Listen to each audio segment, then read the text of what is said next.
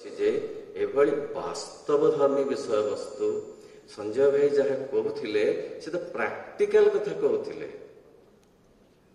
ठीक सेपरी जहाँ आज विषय वस्तु आलोचनार परिसरभुक्त होइछि ए तीनोटी जाक विषय वस्तु होछि प्रैक्टिकल कथा। एई सेही देश जहाँ को देवभूमि बोली कहा जाउछि, आर्यभूमि, आर्यावर्त, आर्यमंडल एभली भाव जार नाम आख्यात सही देश सनातन चेतनार देश क्यों निरंतर अंधकार समय तार स्थिति तार समृद्धि ताहा इतिहास को अजणा खोजी खोजी परिदेश पाइमु नाही काहीं सबु देशर राज राणी मामो जन्म भूमि मामो जन्म भूमि। जेउ देशर राजा को पितृसत्य पालन करी वनवासी ही पारे, जेउ देशर राजा गोटे कपोतर प्राण रक्षा करने पाई निज शरीर मांस काटी दे पारे, जेउ देशर ऋषि जनजीवन कल्याण निमंते निजर अस्थि को दे पारे, दान कर दे पारे, जेउ देशर संतान निज चेतना रे अभिभूत होई अनुप्राणित होई भ्रातृभाव रे समग्र विश्व को चहले दे पारे, जेउ देशर संतान अधिमानस आहुरी अधिक दूर को जाई अतिमानस चेतना को आनी पृथ्वी को स्वर्ग करने पाई परिकल्पना केवल नुहे जी परिचालना करि पारंती सेई देशर सेई संतान ये हूँ से रामचंद्र देश, ये सीबी राजांकर देश, ये से दधीचींकर देश, ये से विवेकानंदकर देश, ये से श्री अरविंदकर देश जहाँ गोटे प्रणाम जनइले मध्य अकुलान हब, जहार धूली चंदनर बड़ी अधिक पवित्र, जहार जल धारा मंदाकिनी धारा जे स्वर्गरु स्वतस्फूर्त भाव आसी आत्म प्रकाशित होई सते सेई देश को सहस्र प्रणाम। मात्र विभिन्न विभिन्न कारणरू सेई देश अत्याचारित होइछि विभिन्न समय विभिन्न वैदेशिक शत्रु मानक द्वारा। सेथिरे से केवल निर्यातित होई नाही अंतःसार शून्य मध्य होई जाइछि। आउ सेतिके बेले ए देशर वीर संतान माने निश्चिंतरे सोई रही नाहांती, सेमाने विरोधर स्वर उठेइछंती, आंदोलन करिछंती, संग्राम करिछंती, संघर्ष करिछंती। सेमती जणे संग्राम और संघर्षर मुख्य नेता अभिनेता श्री अरविंद देशमातृका को पराधीनतारू मुक्त करने पाई जी प्रथमे कहिथिले जे आमर 100% स्वाधीनता दरकार, आंशिक स्वाधीनता नुहे, स्वायत्त शासन नुहे। श्री अरविंद फेरिले भारतवर्ष को 1893 मसीह बयस 21 वर्ष एवं आसिला परे बरोदा राजांक द्वारा निमंत्रित होई 14 वर्ष सेठारे विभिन्न पद पदवी मंडन कले। 1905 ଲର୍ଡ କର୍ଜନଙ୍କ ଦ୍ୱାରା ଯେଉଁ ବଙ୍ଗଭଙ୍ଗ କରିବାର ପ୍ରସ୍ତାବ ହେଲା, ତାର ବିରୁଦ୍ଧରେ ଯେଉଁ ଆନ୍ଦୋଳନ ହେଲା, ସେହି ଆନ୍ଦୋଳନରେ ଯୋଗ ଦେବା ପାଇଁ ଶ୍ରୀ ଅରବିନ୍ଦ ବରୋଦା ଛାଡ଼ି ଆସିଲେ। ଦୀର୍ଘ ଦିନ ବିନା ବେତନରେ, ତାପରେ ପୁଣି ଚାକିରି ଛାଡ଼ିଦେଲେ। ମୋର ବିଷୟବସ୍ତୁର ଶୀର୍ଷକ ଶ୍ରୀ ଅରବିନ୍ଦ ଦି ଲିଡର ଅଫ୍ ଇଣ୍ଡିଆନ ନ୍ୟାସନାଲିଜିମ୍। ତାର ଓଡ଼ିଆ ହେଲା ଶ୍ରୀ ଅରବିନ୍ଦ ଭାରତୀୟ ଜାତୀୟତାବାଦର ନେତା। ପ୍ରଥମେ ବୁଝିବା ଯେ ଇଣ୍ଡିଆନ ନ୍ୟାସନାଲିଜିମ୍ କ'ଣ? What is the definition of the Indian nationalism? ନା, Indian nationalism evolved as a notion during the Indian independence movement, which is pushed for independence from British rule. British ରୁଲରୁ ଭାରତକୁ ମୁକ୍ତ କରିବା ପାଇଁ ଯେଉଁ ଆନ୍ଦୋଳନ ହେଇଥିଲା, ଯେଉଁ ସଂଗ୍ରାମ ହେଇଥିଲା, ସେଇ ହେଉଛି ଇଣ୍ଡିଆନ ନ୍ୟାସନାଲିଜିମର କଥା, ଯାହାର ନେତୃତ୍ୱ ନେଇଥିଲେ ଶ୍ରୀ ଅରବିନ୍ଦ 5-6 ମସିହାରେ, ଯେତେବେଳେ ମହାତ୍ମା ଗାନ୍ଧୀ ଭାରତକୁ ଫେରି ନାହାନ୍ତି। ମହାତ୍ମା ଗାନ୍ଧୀ ଫେରିଲେ 1915 ମସିହାରେ ଭାରତକୁ, ଦକ୍ଷିଣ ଆଫ୍ରିକାରୁ। ଶ୍ରୀ ଅରବିନ୍ଦ 5-6 ମସିହାରୁ 10 ମସିହା ପର୍ଯ୍ୟନ୍ତ ବ୍ରିଟିଶ ଶାସନକୁ ଚହଲେଇ ଦୋହଲେଇ ଦୁର୍ବଳ କରିଦେଇଥିଲେ। ତେଣୁ ସିଏ ହେଉଛନ୍ତି ଆଦ୍ୟ ପ୍ରବର୍ତ୍ତକ ସ୍ୱାଧୀନତା ସଂଗ୍ରାମର। କଲିକତାରେ ଆସି ପହଞ୍ଚିଲେ। ବଙ୍ଗଭଙ୍ଗ ଆନ୍ଦୋଳନ ସେତେବେଳେ ଚାଲିଥାଏ 5-6 ମସିହାରେ। ସେଥିରେ ଯୋଗ ଦେଲେ ଏବଂ ସେଇଠି ସେ ଲେଖିଲେ ସେଇଠି ଯେ ଆମେ ଚାହୁଁ ସମ୍ପୂର୍ଣ୍ଣ ସ୍ୱାଧୀନତା। ସେ ଚରମପନ୍ଥୀର ହେଲେ ଅନ୍ତର୍ଭୁକ୍ତ।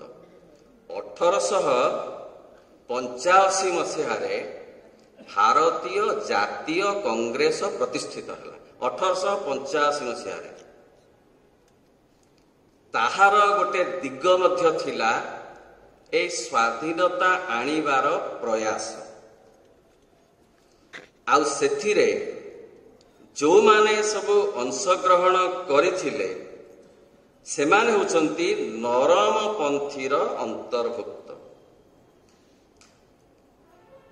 ଦାଦାଭାଇ ନାରୋଜୀ, ଗୋପାଳକୃଷ୍ଣ ଗୋଖେଲ, ଏମାନେ ମାଗୁଥିଲେ ଆମକୁ କିଛି ସ୍ୱାଧୀନତା ଦିଅ, ବାକ୍ ସ୍ୱାଧୀନତା, ଚିନ୍ତା କରିବାର ସ୍ୱାଧୀନତା, କିଛି କାର୍ଯ୍ୟ କରିବାର ସ୍ୱାଧୀନତା, ଟିକିଏ କିଛି ଶିଳ୍ପ ବାଣିଜ୍ୟ କୃଷି କରିବାର ସ୍ୱାଧୀନତା ଆମକୁ ଟିକିଏ ଦିଅ।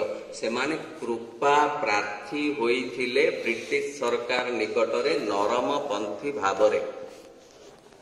ଶ୍ରୀ ଅରବିନ୍ଦ ଆସି କହିଲେ ନା, ଆମେ 100% ସ୍ୱାଧୀନତା ଚାହୁଁ। ନରମପନ୍ଥୀ ମାନଙ୍କୁ କଠୋର ସମାଲୋଚନା କଲେ, କହିଲେ ଭିକ୍ଷାଜୀବୀ। କହିଲେ ମୁଁ ଭିକ୍ଷାଜୀବୀ ହବାକୁ ଚାହେଁ ନାହିଁ। ମୁଁ ଚାହେଁ ସମ୍ପୂର୍ଣ୍ଣ ଭାବରେ ମୋର ଜନ୍ମଗତ ଅଧିକାରକୁ ସାବ୍ୟସ୍ତ କରିବା ପାଇଁ। ସ୍ୱାଧୀନତା ମାନବର ଜନ୍ମ ଅଧିକାର। ତମେ ମୋ ଦେଶକୁ ଆସି ଅନଧିକାର ଚର୍ଚ୍ଚା କରିପାରିବ ନାହିଁ। ସେଥିପାଇଁ କୃପା ପ୍ରାର୍ଥନା ନୁହେଁ, ସଶସ୍ତ୍ର ସଂଗ୍ରାମ, ବୈପ୍ଳବିକ ମନୋଭାବ। ତେଣୁ ଆମେ କହୁ କିଏ ଶ୍ରୀ ଅରବିନ୍ଦ? ନା, ଗୋଟିଏ ଧାଡ଼ିରେ ମହାନ ବିପ୍ଳବୀରୁ ମହାଯୋଗୀ ଶ୍ରୀ ଅରବିନ୍ଦ। ମହାଯୋଗୀଙ୍କର କଥା ଆମେ ଶୁଣିଛୁ। ସଞ୍ଜୟ ଭାଇ କେଡ଼େ ସୁନ୍ଦର ଭାବରେ କହିଲେ ଯୋଗ ସାଧନାର କଥା, କିନ୍ତୁ ଆର ପାଖଟା ଆଜି ଚର୍ଚ୍ଚା ହେବ ମହାନ ବିପ୍ଳବୀ। ମୋ ଦାୟିତ୍ୱ ସେଇ ମହାନ ବିପ୍ଳବୀ ଭାବରେ ପ୍ରଭୁଙ୍କ ପାଦ ତଳେ ମୋର ବିନମ୍ର ଶ୍ରଦ୍ଧାଞ୍ଜଳି ଜ୍ଞାପନ କରିବାର ବ୍ୟବସ୍ଥା। ସେତେବେଳେ ଯାହା କହୁଥିଲେ ସଞ୍ଜୟ ଭାଇ, ଅନ୍ୟମାନେ କହୁଥିଲେ ଯେ ପୃଥିବୀ ସ୍ୱର୍ଗ ହବ। ନା ନା, ଏଟା ପାଗଳର ପ୍ରଳାପ। ପ୍ରଭୁ କହିଲେ ଭାଙ୍ଗି ପଡୁ ହିମଖଣ୍ଡ ମୋ ମଥା ଉପରେ, ଛିଣ୍ଡି ପଡୁ ଆକାଶ ଖଣ୍ଡ ଖଣ୍ଡ ହୋଇ, ମୁଁ କିନ୍ତୁ ମୋ ଦୃଷ୍ଟିଭଙ୍ଗୀରୁ ମୋ ଯୋଗ ସାଧନାରୁ ମୁଁ ଟିକିଏ ମଧ୍ୟ ଏପାଖ ସେପାଖ ହେଇପାରିବି ନାହିଁ। କାରଣ ମୁଁ ଜାଣିଛି ଏ ପୃଥିବୀ ଦିନେ ସ୍ୱର୍ଗ ହେବ ଏବଂ ତାହା ମୋ ଦ୍ୱାରା ଆସୁଥିବା ଅତି ମାନସ ଶକ୍ତି ଦ୍ୱାରା। ଏଥିରେ ସେ ଅଟଳ ରହେ। ଠିକ୍ ସେହିପରି ସେତେବେଳେ ମଧ୍ୟ ଶ୍ରୀ ଅରବିନ୍ଦଙ୍କୁ ଅନେକ କହିଲେ ଇଏ ପାଗଳ, ଇଏ କହୁଛନ୍ତି ପୂର୍ଣ୍ଣ ସ୍ୱାଧୀନତା। ଯେଉଁମାନଙ୍କର ରାଜ୍ୟରେ ସୂର୍ଯ୍ୟାସ୍ତ ହୁଏ ନାହିଁ ସେଇ ବ୍ରିଟିଶ ଶାସନକୁ ଇଏ ସମ୍ପୂର୍ଣ୍ଣ ହଟେଇ ଦେବାକୁ ଚାହୁଁଛନ୍ତି। ଅସମ୍ଭବ ଅସମ୍ଭବ ଅସମ୍ଭବ। ମାତ୍ର ଶ୍ରୀ ଅରବିନ୍ଦ କହିଲେ ସମ୍ଭବ ସମ୍ଭବ ସମ୍ଭବ। ସେ ବୁଝିଥିଲେ ଯେ ଏ ଦେଶ ସାମାନ୍ୟ ଭୂଖଣ୍ଡ ମାତ୍ର ନୁହେଁ, ମାଟି ଗୋଡ଼ି ପଥରରେ ଗଢ଼ା ଏକ ଜଡ଼ପିଣ୍ଡ ନୁହେଁ, ଏକ ଜୀବନ୍ତ ଦେବୀ ଜାଗ୍ରତ ଚେତନା, ଯାହାର ଗୋଡ଼ ହାତକୁ ବାନ୍ଧି ଅସୁର ଭାବରେ ତାର ଛାତି ଉପରେ ବସି ବ୍ରିଟିଶ ଶାସକ ରକ୍ତପାନ କରୁଛି। ଏ ସମୟରେ ସ୍ଥିର ହେଇ ମୁଁ ରହିପାରିବି ନାହିଁ। ମୁଁ ନିଶ୍ଚିତ ଭାବରେ ମାକୁ ସେହି ଦୁରବସ୍ଥାରୁ ନିଶ୍ଚିତ ଭାବରେ ମୁକ୍ତ କରିବି। କହିଲେ others regard the country as an inert piece of matter and know it as the plains, the fields, the forests, the mountains and the rivers. I worship her and adore her accordingly. What would a son do when a demon sitting on his mother's breast prepares to drink her blood? कौन करे जड़े संतान कौन करे जदि ता मार छाती उपरे बसी जड़े राक्षस रक्तपान करने को उद्यत हुए।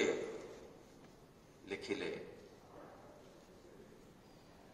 1905 मसीहारे अगस्त 30 तारीख रे मृणालिनी देवी पाखक चिठी रे बंगलार से चिठी लिखा होता। तार अनुवादटा ओडिया एहीपरी, जहाँ मु इंग्रेजी रे कहली तार ओडियाटा एहीपरी। अन्य लोक माने स्वदेश को गोटे जड़ पदार्थ, केते गुड़िए पड़िया जमी, शस्य क्षेत्र, बण, पर्वत बोली जानती।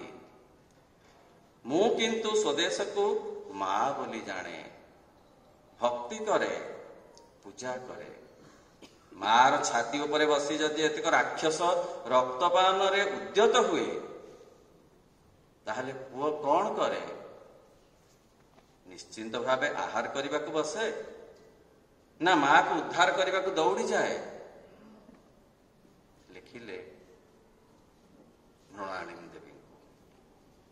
देखिबा कौन तांकर वैप्लविक पंथा, क्यों पंथा ग्रहण करी भारतवर्ष को से स्वाधीन करने को चाहूथिले। एक गुप्त वैप्लविक कार्य, गुप्त वैप्लविक कार्य ओ वैप्लविक संगठन एवं सशस्त्र विद्रोह पाई प्रस्तुति,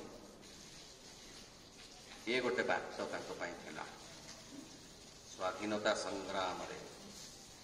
द्वितीय बाट प्रकाश्य रे प्रचार व्यवस्था, जहा द्वारा जन जागरण संभव हो। 3 असहयोग और निष्क्रिय प्रतिरोध। कही दिए 1 नंबर रे जे कहउछंती वैप्लविक मनोभाव, 3 नंबर रे सेही कहउछंती एक असहयोग अवस्था। जणे पचारिले ये की कथा ना, ये दीटा बाट एका कथा परी नुहे, दीटा अलग अलग कथा, दीटा जाकर कथा दरकार। तापर बुझा केमती से दीटा जाक कथा अलग अलग। श्री अरविंद गुप्त वैप्लविक संगठन रे विश्वासी, मात्र सन्त्रासवाद रे नुहे। श्री अरविंद सन्त्रासवादी नथिले, पछरु आक्रमण करवा नुहे, आग आगे सीधा सड़क विप्लव। सन्त्रासवाद से विश्वास नथिला। देखिबा जे 3 नंबर कथा असहयोग आंदोलन कथा से बॉयकट कथा कहले प्रथम कथा आमे ताकर अर्थनीति को बॉयकट करिवु, सशस्त्र संग्राम भी करिवु, एपटे बॉयकट भी करिवु, विप्लव भी करिवु, पुणी एपटे निष्क्रिय विरोध भी करिवु। असुविधा कौन? निष्क्रिय विरोधर एक नंबर होउची ताकर अर्थनैतिक जो बॉयकट। कहले प्रभु जे आमे एणिकी विदेशी द्रव्य आउ किणीबु नाही, अथवा अन्य मानक द्वारा से सब प्रकार द्रव्य किणीबा को स्वीकार करिबु नाही। संगठित भाव में विदेशी द्रव्यर वर्जन करिबु। ये गला से जो निष्क्रिय जो प्रतिरोधर 1 नंबर। 2 नंबर ना 2 नंबर है शिक्षागत बॉयकट एवं जातीय शिक्षार प्रचलन। बुझा एक कथा 1908 मसीहा कथा आमे आलोचना करुछु। 1908-9 मसीहा कथा सेतेबेलकु पाश्चात्य शिक्षार प्रभाव बहुल भाव में भारत वर्ष में जाल बिछे सारिलाणी। आजिकल भी किसी कम नुहे, जहाँ भी हो सेतेबेले केते अधिक थिला। लॉर्ड मेकेले जो कथा आसी प्रचार करिगले एवं जो कथा को प्रवर्तन करिगले तारी फल रे ए पाश्चात्य शिक्षार एते प्रसार घटिगला। 1835 मसीह फेब्रुआरी मास 2 तारिख रे हाउस ऑफ कॉमन्स को लेखिले लॉर्ड मेकेल गोटे रिपोर्ट जे कौन कराजिब, जहा स्याडू आदेश आसीथिला जे ए देश को आमर पदानत करी वर्ष वर्ष रखिबार व्यवस्था तुमे कर। से लेखिले जे ये देशर एपरी परंपरा एपरी आभिजात्य जे ये देश को सहजरे सबुदिन पाई पदानत करी रखी हब नाही। कारण एटी रजाटीए ऋषिटीए पादरे चलीगला बेले मध्य हाथी ओह्लई आसी प्रणाम करती। केड़े आभिजात्य संपन्न ये जाति, केड़े शिक्षित ये देश, केड़े मार्जित रुचि संपन्न ये वातावरण, मु किपरि कौन करी मु जानी पारु नाही। हाउस ऑफ कॉमन्स रु आउ थरे आसिला, तुमे जानी पार कि न पार तुमको ये कार्य दिया जाइछ जे ताकू भांगिबो, से जातिर मानसिकता को भांगिबो, ताकू दुर्बल करिबो।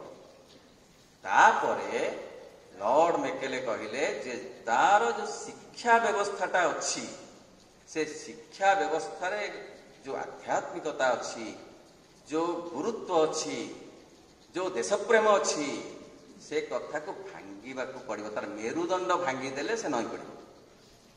मेरुदंड हो तार शिक्षा इत्यादि। तेणु पाश्चात्य शिक्षार जो प्रवचन ये प्रचलन है, श्री अरविंद कहले जे से शिक्षा चलिबो ना, आमर जातीय शिक्षा चलिबो। कौन कहले ना इंग्राजी भाषा को श्री अरविंद विरोध करनथिले, इंग्रेजी शिक्षा पद्धति को विरोध करथिले।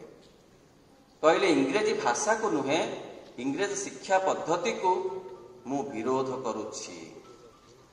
से कहले से भारतर सामाजिक और सामग्रिक संपृक्ति रहू नाही। से सब होछि उपाधि सर्वस्व और परीक्षा सर्वस्व। पाश्चात्य शिक्षा कहले ताहा भारतीय आध्यात्मिक और सांस्कृतिक प्राण स्पंदन ठू दूरे जाउछि।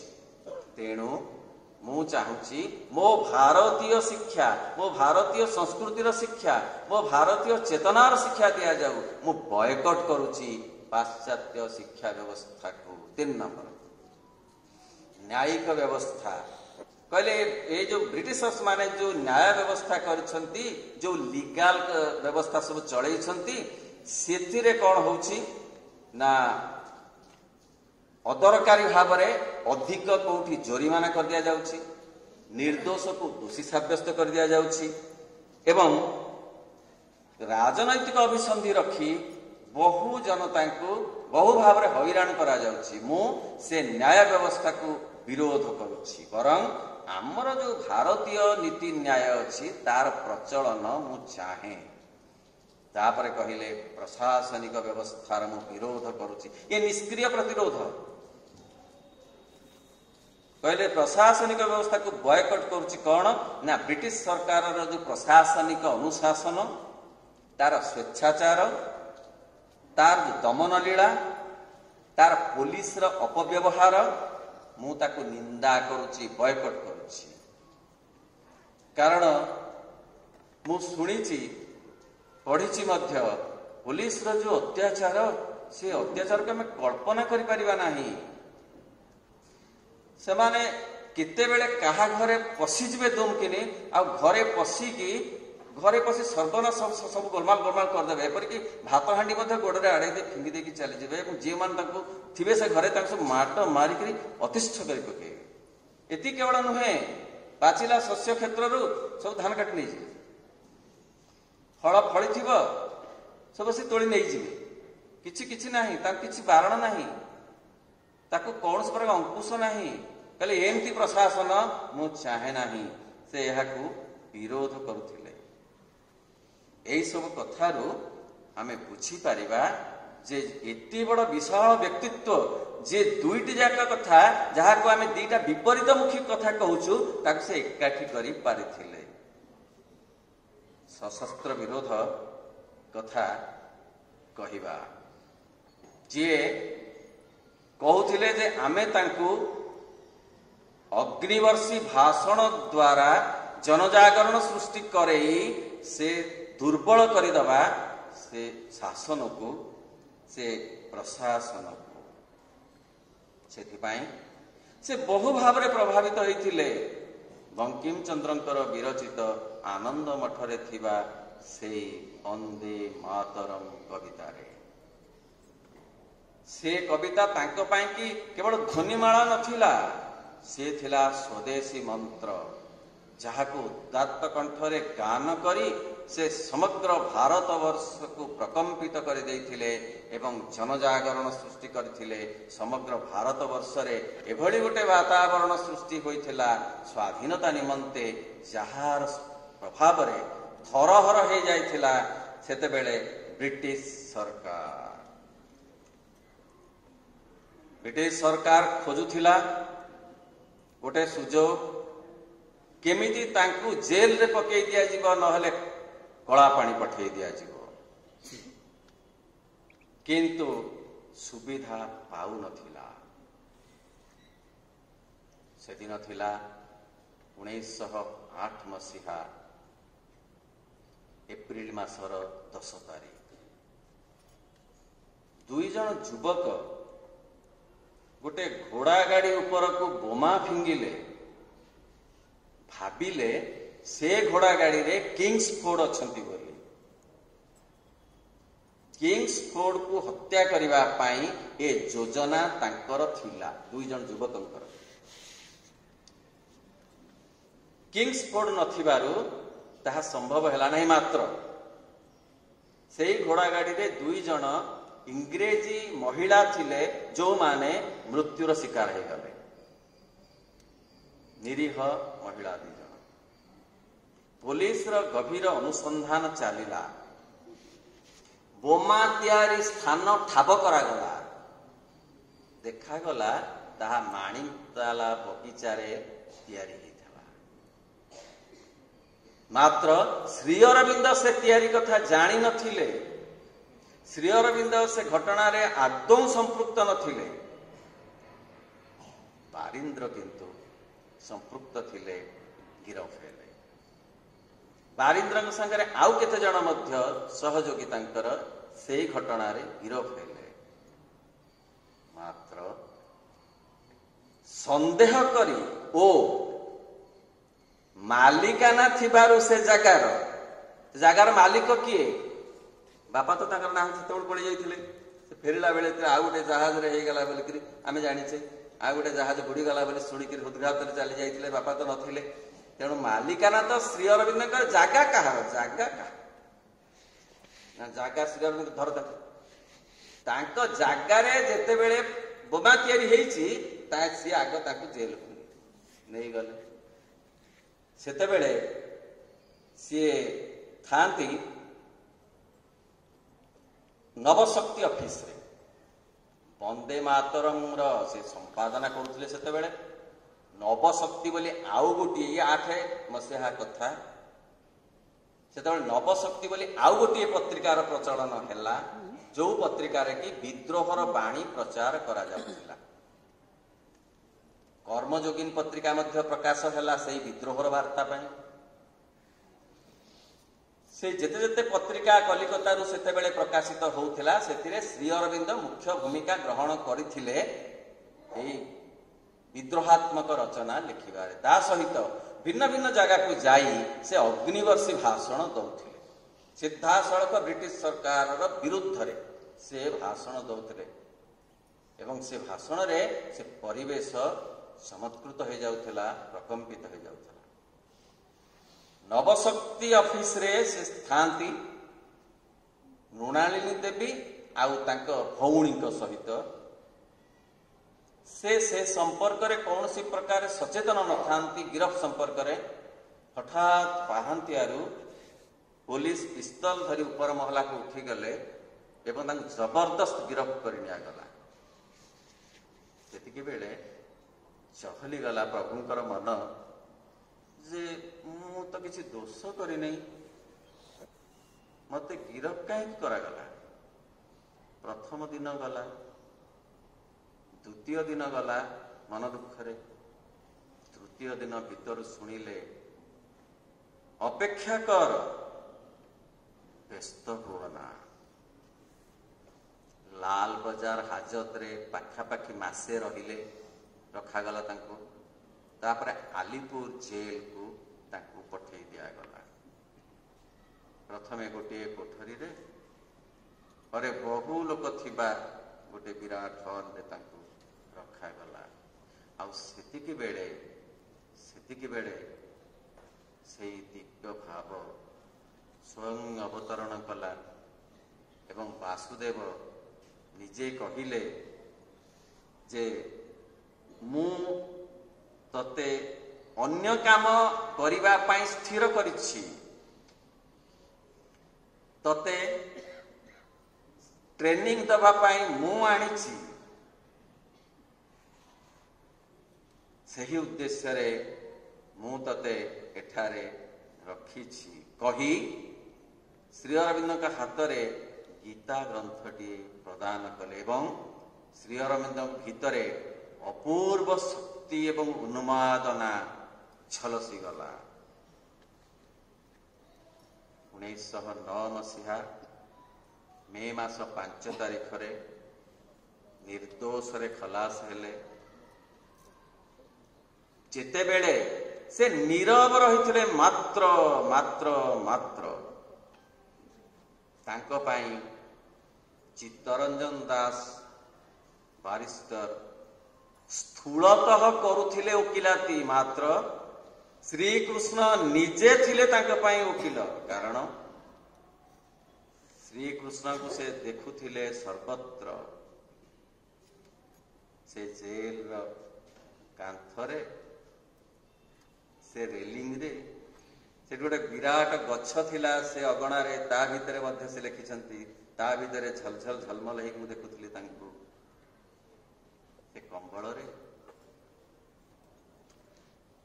ସେ ବିଚାରପତିଙ୍କ ଭିତରେ,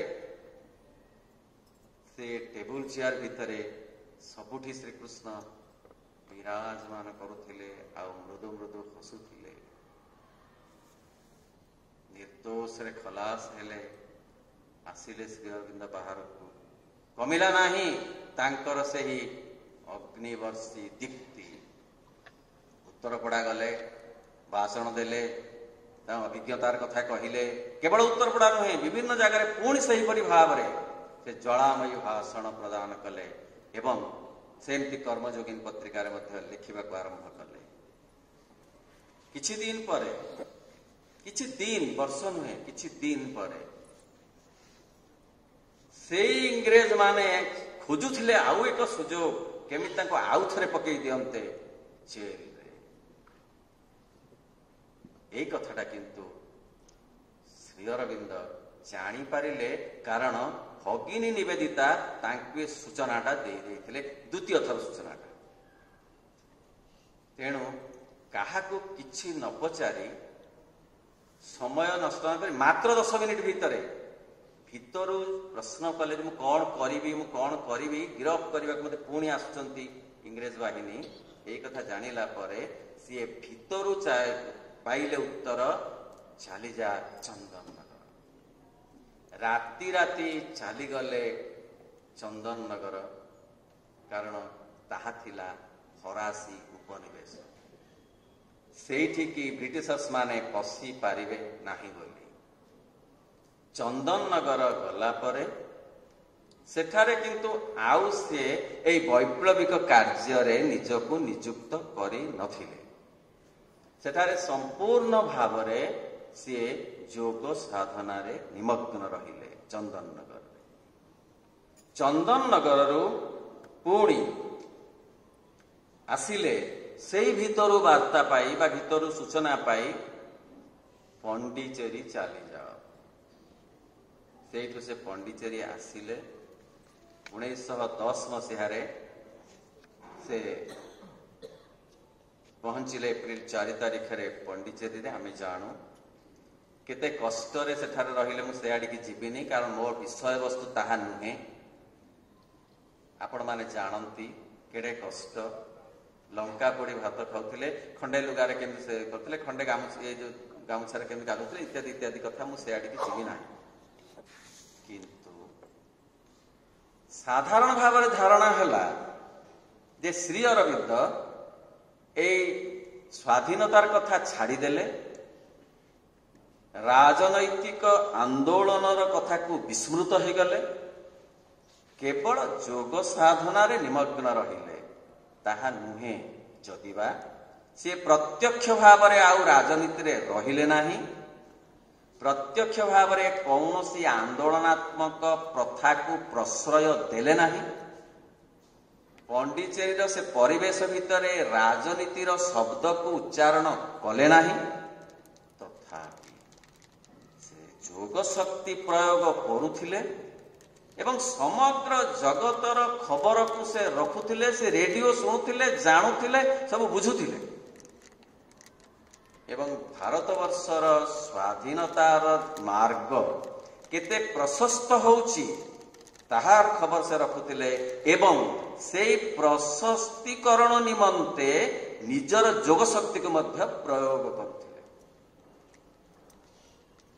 प्रथम विश्वयुद्ध काल रे ताहा करथिले द्वितीय विश्वयुद्ध काल रे ताहा करथिले हिटलर को परास्त करिवार जो व्यवस्था ताहा मध्य से सूक्ष्म शक्ति योग शक्ति माध्यम रे करिथिले एवं से भितरे से अधिमानस शक्ति आउ अतिमानस चेतनार जो अवतरण कथा मध्य पाई साधना करुथिले। 1947 मसीहारे आमे जानू अगस्त 15 रे देश स्वाधीन हैला जहा तांकु श्रीकृष्ण कहिथिले जे तो देशर स्वाधीनता दायित्व मु नेली तू ए विश्व को स्वाधीन करिबु अहंकार ए पृथ्वी को स्वर्ग करिबु तू तते मु सेति पाए ए कार्य को आनिची सते तांको योग शक्ति एवं प्रभुंकर कृपा बଳରେ देश स्वाधीन हैला। मात्र तांको जन्मदिन रे जहाकु से कहिले अगस्त 15 मोर जन्मदिन तांकर 75तम स्वाधीनता दिवस तांकर जो जन्मदिन रे हेला अगस्त 15 मोर जन्मदिन सेही दिन स्वाधीन भारतर नवजन्म ଏହା ଏକ କାକତାଳୀୟ ନ୍ୟାୟ ନୁହେଁ, ବରଂ ମୋର ଜନ୍ମଦିନରେ ପ୍ରଭୁଙ୍କର ମୋ ପାଇଁ ଏହା ଏକ ଦିବ୍ୟ ଉପହାର। ମୁଁ ଆଉ ସେଠିକି ଯିବିନି, ତାପରର କ୍ଷୋଭ କହିବିନି, ସେ ଅଖଣ୍ଡ ଭାରତ ସିଆଡ଼ିକି କହିବିନି, କାରଣ ମୋର ଟପିକ୍ ସେଇଆ ନୁହେଁ। କହିବାର ଅର୍ଥ 5 ମସିହାରେ ଯେଉଁ ମଞ୍ଜି ସେ ପୋତି ଦେଇଥିଲେ, ଯେମିତି ଦୁର୍ବଳ କରିଦେଇଥିଲେ ବ୍ରିଟିଶ ଶାସନକୁ, ଆସ୍ତେ ଆସ୍ତେ ଆସ୍ତେ ଆସ୍ତେ ତାହା ଦୁର୍ବଳରୁ ଦୁର୍ବଳତର ହୋଇ ହୋଇ ହୋଇ ହୋଇ ସେ ଶକ୍ତି ସମ୍ପୂର୍ଣ୍ଣ ଭାବରେ ବିଲୁପ୍ତ ହେଇଗଲା ଭାରତବର୍ଷରୁ। ତେଣୁ ଶ୍ରୀ ଅରବିନ୍ଦ ହେଉଛନ୍ତି ଇଣ୍ଡିଆନ ନ୍ୟାସନାଲିଜିମର ପ୍ରଥମ ପ୍ରବକ୍ତା, ଯାହାକୁ କରଣ ସିଂ ତାଙ୍କ ବହିରେ କେଡ଼େ ସୁନ୍ଦର ଭାବରେ ଉଲ୍ଲେଖ କରିଛନ୍ତି, ଦି ପ୍ରଫେଟ୍ ଅଫ୍ ଇଣ୍ଡିଆନ ନ୍ୟାସନାଲିଜିମ। କହିଲେ ଭାରତବର୍ଷର ସେ ହେଉଛନ୍ତି ସର୍ବପ୍ରଥମ ନେତା ଯିଏ ପୂର୍ଣ୍ଣ ସ୍ୱାଧୀନତା ନିମନ୍ତେ ସଶସ୍ତ୍ର ସଂଗ୍ରାମ କରିବା ପାଇଁ, ବିଦ୍ରୋହ କରିବା ପାଇଁ ପ୍ରସ୍ତୁତ କେବଳ ନଥିଲେ, ସେ ପ୍ରଚେଷ୍ଟା ବି କରିଥିଲେ। ତେଣୁ ସେଭଳି ନେତା, ସେଭଳି ଦିଗ୍ଦ୍ରଷ୍ଟା, ସେଭଳି ବୀର, ସେଭଳି ଜାତୀୟତାବାଦୀ ଭାବନାର କର୍ଣ୍ଣଧାର ଶ୍ରୀ ଅରବିନ୍ଦ ମହାନ ବିପ୍ଳବୀ। ମା ଥରେ କହିଲେ, ଆମ ଯୋଗ ସାଧନା ମଧ୍ୟ ଏକ ବିପ୍ଳବାତ୍ମକ ସାଧନା। ଜଣେ ପଚାରିଲେ, ଏହା କିପରି? ନା, ଏହା ଏହିପରି ଯେ ଆମେ କୌଣସି ସମ୍ପ୍ରଦାୟ ବିରୁଦ୍ଧରେ ବିଦ୍ରୋହ କରୁନା, ଆମେ କୌଣସି ଧର୍ମ ବିରୁଦ୍ଧରେ ବିଦ୍ରୋହ କରୁନା, ଆମେ କରୁ ଅଜ୍ଞାନତା ବିରୁଦ୍ଧରେ ବିପ୍ଳବ, ଆମେ କରୁ ଅନ୍ଧକାର ବିଦ୍ରୋହରେ ବିପ୍ଳବ।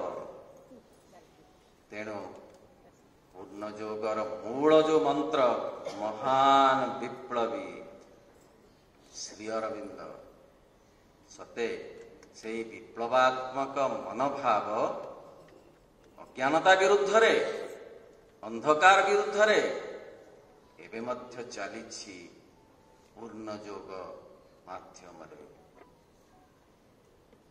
ଶ୍ରୀ ଅରବିନ୍ଦ କହନ୍ତି ଯେ ଭାରତବର୍ଷର ସ୍ୱାଧୀନତା ଯଦି ନ ଆସିବ ତାହେଲେ ବିଶ୍ୱର କଲ୍ୟାଣ ହୋଇପାରିବ ନାହିଁ। ତେଣୁ ଭାରତବର୍ଷର ସ୍ୱାଧୀନତା ପ୍ରଥମ ଆବଶ୍ୟକତା ବିଶ୍ୱର ବିକାଶ ପାଇଁ। କାରଣ ଭାରତ ହେବ ଆଗାମୀ ବିଶ୍ୱର ଗୁରୁ, ଭାରତ ଦେବ ଦିଗ୍ଦର୍ଶନ ସମଗ୍ର ବିଶ୍ୱକୁ।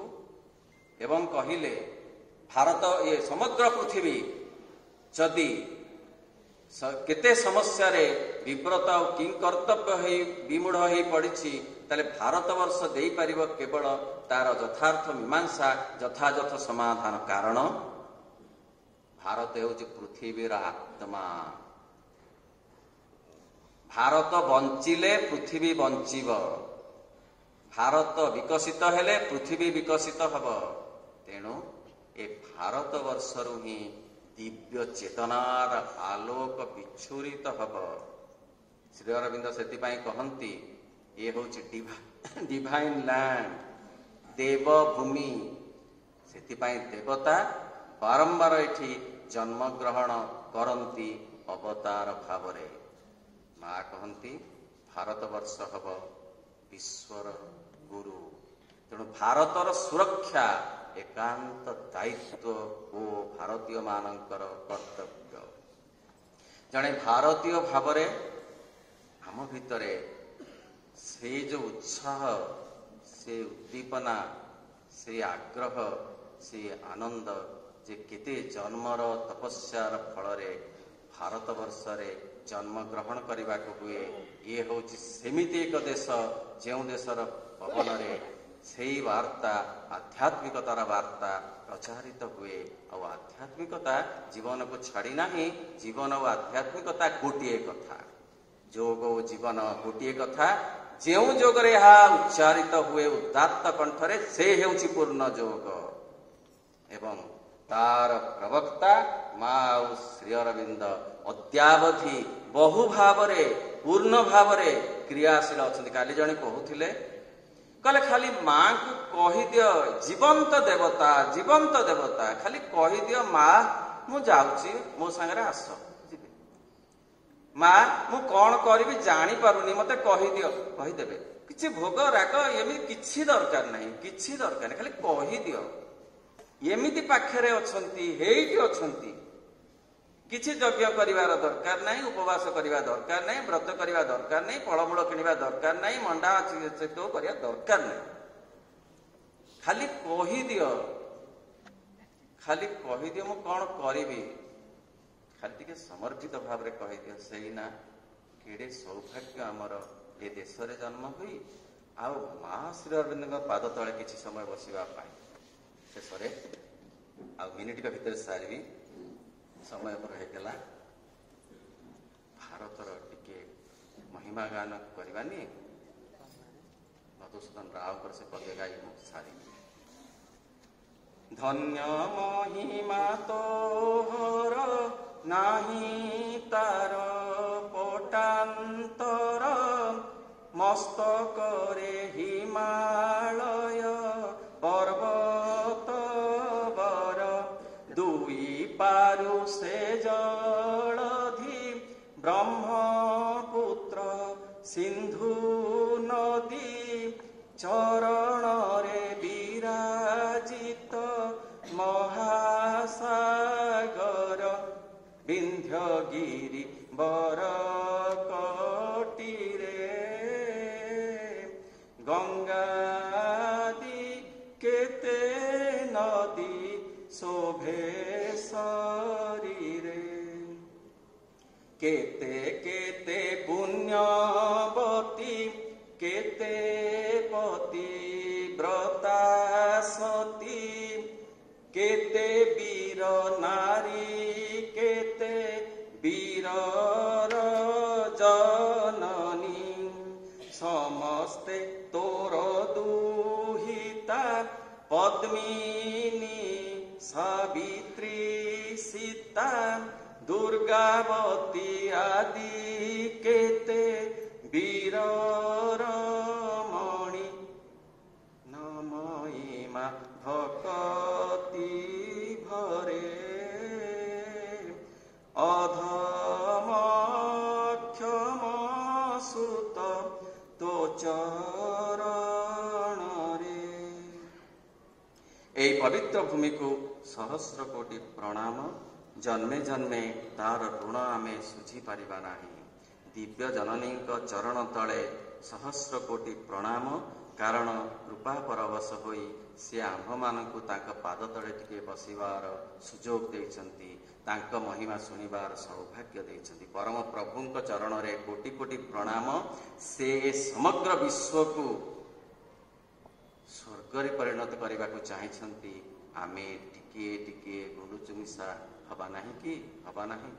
ସମସ୍ତଙ୍କୁ ମୋର ଆଉ ଥରେ ନମସ୍କାର, ବିନମ୍ର ପ୍ରଣାମ। এই অনুষ্ঠানକୁ କର୍ମକର୍ତ୍ତାମାନଙ୍କୁ ଅଶେଷ ଅଶେଷ ଧନ୍ୟବାଦ, ନମସ୍କାର। ବନ୍ଦେ ମାତରମ୍।